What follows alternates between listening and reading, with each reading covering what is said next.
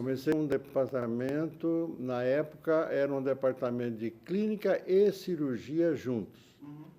Era uma nova experiência para a formação de médicos, que era uma integração clínico-cirúrgica, introduzida por um professor que se chamava Silvio dos Santos Carvalhal. O professor Silvio Santos Carvalhal é que nos trouxe da Escola Paulista de Medicina para cá.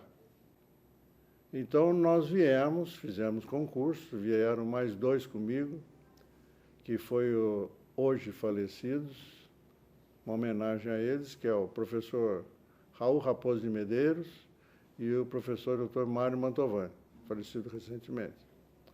Então, para tentar integrar esse tipo de ensino. Passado 1 ou 2 anos, o pessoal foi amadurecendo.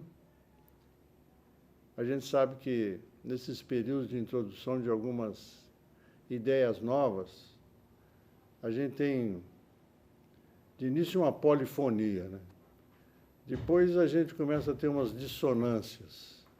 Fica meio assim, meio dissonante.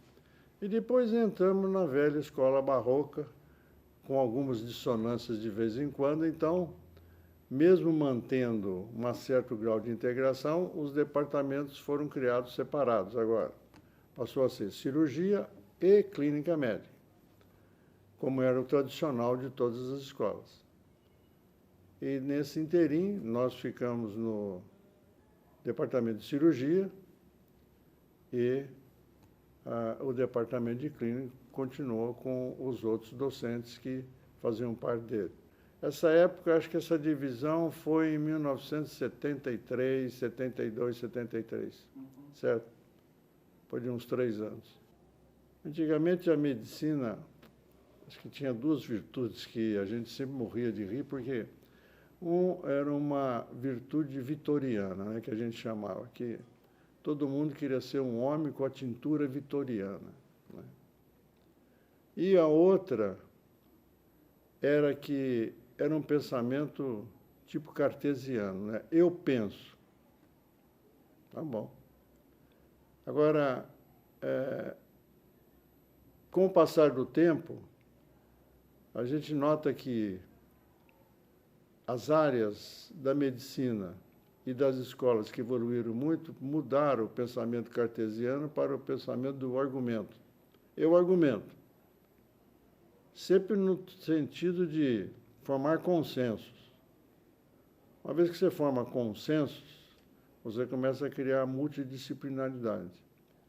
Se você cria multidisciplinaridade, você começa a fazer um acordo mais universal, sem imposição, e que as pessoas vão amadurecendo com o tempo e vão incorporando isso sem se aperceber.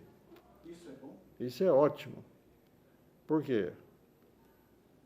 Porque isto faz com que pessoas que são de áreas diferentes começem a se integrar e comecem subjetivamente a incorporar esses conceitos.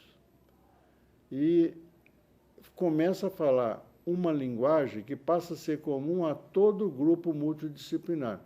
Então, todos participam, sem a imposição cartesiana, e com isso você consegue ter um diálogo muito mais fácil.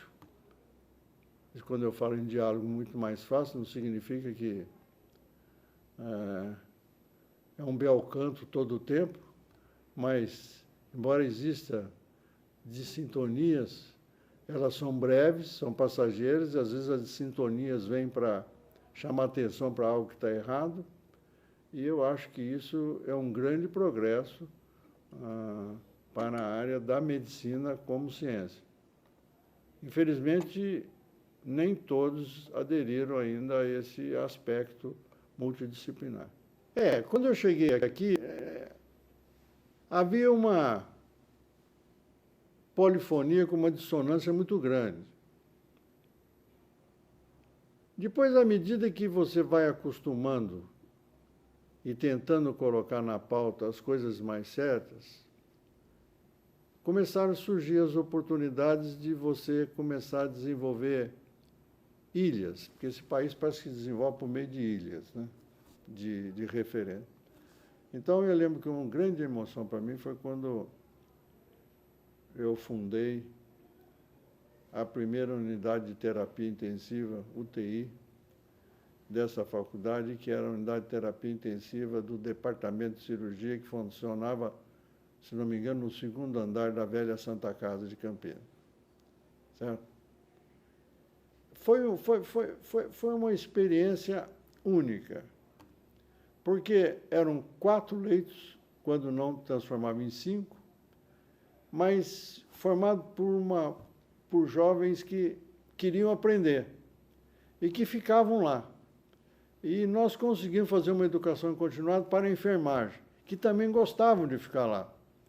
Agora, a grande alegria mesmo foi de que nós começávamos a somar indivíduos que espontaneamente acabam se agregando a nós, principalmente na área experimental. Porque na cirurgia experimental, eu havia conseguido meu velho amigo Antônio Seu Gomes, que era um técnico, sabia muito pouco, mas depois foi se desenvolvendo. Ele tinha uma paciência muito grande com a gente. E depois eu consegui uma bióloga. Aí foi o máximo do máximo, porque tem um biólogo que era a Rosana Morandi, que ainda hoje trabalha nessa universidade.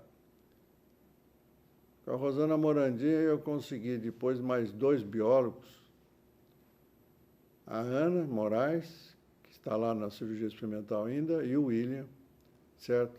Que também está lá na cirurgia experimental. Com esses, nós conseguimos formar uma escola de formação de pessoas que todo mundo começava a ver o resultado de ter um pessoal formado assim, paramédico, para auxiliar nas pesquisas. Então, nós ajudamos outras instituições desse país que vinham, pediam estágio para vir fazer um estágio na cirurgia experimental para aprender com os biólogos como manter um laboratório. E isso realmente nos dava muito orgulho. Porque se você se propõe a ficar numa faculdade ou numa universidade, você tem que formar pessoas. O seu legado é deixar pessoas bem formadas. Esse também foi um outro motivo de grande orgulho, porque eu consegui, no grupo atual da cirurgia cardíaca, fazer pela primeira vez uma inserção internacional de um grupo. Então, hoje, eles participam de todos os congressos mundiais na área, para apresentar trabalhos, certo? Hoje nós publicamos com algum deles lá fora, trabalhos nossos feitos aqui, publicamos com eles, o que mostra que existe uma grande credibilidade. E isto já nos está surgindo outros frutos de bolsas, por exemplo, para encaminhar outros para poderem ficar lá e voltarem depois para servir a universidade. Formamos uma outra escola também, que eu achei muito interessante, que era uma escola de instrumentação cirúrgica. Por isso, nós tínhamos 2 instrumentadoras, a Lídia e a Dalva. Elas aprenderam e passaram também a formar outras instrumentadoras. Participam de congressos. Aliás, esse foi um outro grande motivo de orgulho meu, foi arrumar uma brecha dentro do departamento de cirurgia para que os profissionais que não fossem da área médica pudessem também se qualificar na pós-graduação, fazerem tese, certo? Nós chamamos de tese na área de medicina experimental. Os nossos perfusionistas fizeram pós-graduação, se doutoraram. Hoje, apresentam trabalhos de nível internacional. É um grande orgulho, porque ganharam o prêmio em todos os congressos que foram, E parece que agora o leque começa a crescer, né? É o meu medo que cresça muito, de repente não cabe mais ninguém e começa a dar problema. É que outras instituições já nos procuram para somar esforços para fazer novos estudos de equipamentos. Bioengenharia daqui está com a gente. A Politécnica de São Paulo veio nos procurar. O Instituto Dante Pazzanese veio nos procurar. Não posso deixar de citar aqui uma pessoa que veio nos ajudar em 92, 93, que para mim constitui hoje, se não o maior, um dos grandes gênios da medicina brasileira, que é o professor Dr. Domingo Marculino Braga, que eu chamo carinhosamente de Marculino. Tudo que nós fazemos, grande parte nós devemos a ele, que, com a sua experiência maior que a da nossa, mostrar que somente com a multidisciplinaridade e dando valor às pessoas que estão junto, a gente pode crescer. E isso foi um exemplo que eu espero que sirva de exemplo para as outras disciplinas que aí estão. A livre docência naquela época era um pouco diferente de hoje. Eram 4 dias de exame. Era realmente muito cansativo.